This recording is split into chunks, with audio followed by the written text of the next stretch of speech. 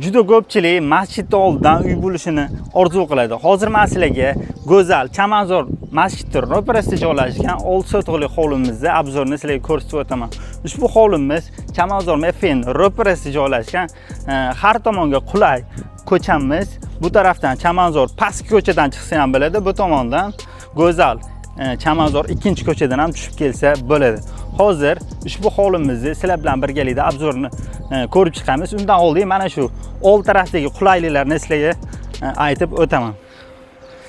Xonadonimizni aytib o'tganimdek, mana bu tarafdan, ya'ni go'zal ikkinchi Chamanzor ko'chadan tushib kelsa ham bo'ladigan tomoni va bu tomonda xonadonimiz joylashgan bo'ladi. Xonadonimiz ko'rib turganingizdek uglovoy holatda joylashgan bo'ladi va xonadonimizning eng qulayli tarafi mana shu tarafiga, ya'ni old tarafiga qurilish qilib, supermarket yoki qanaqadir sartaroshxona uchun ijaraga berib qo'ysangiz yoki o'zingiz ham biznes qilsangiz bo'ladi. RDMS.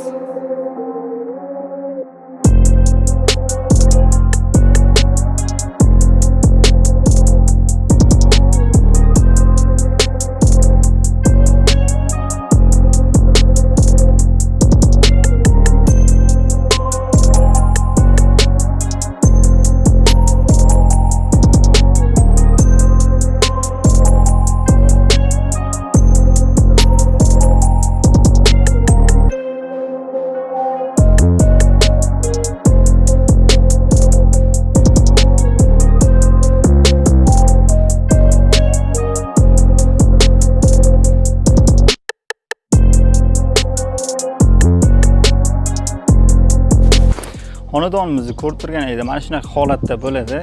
Ayrim xonalarini biz videoga ola olmadik, chunki hozirda uy egalari yashab turishgan, boshqa xonadon xarid qilishgani uchun ushbu xonadonlarni sotishyapti.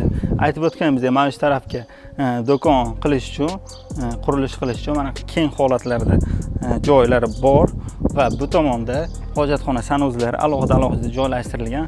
Umumiy 5 ta xonadan iborat va bu tomonda oshxona hamda ko'rib chiqqanimizdek xonalarimiz. Xonadonimizga kommunallarga keladigan bo'lsak, gaz, suv, svetdan umuman muammo yo'q. Kanalizatsiyani esa tortib olib kelsa bo'ladi. Xonadonimizning narxlari keladigan bo'lsak, kelishuv asosida mana shu yerda egalar nomerlarini pastda qoldiramiz. Bemalol aloqaga chiqib, kelishuv asosida ushbu xonadonimizni xarid qilishingiz mumkin. Namangan uy-joy kanallarimizga obuna bo'lishni unutmang.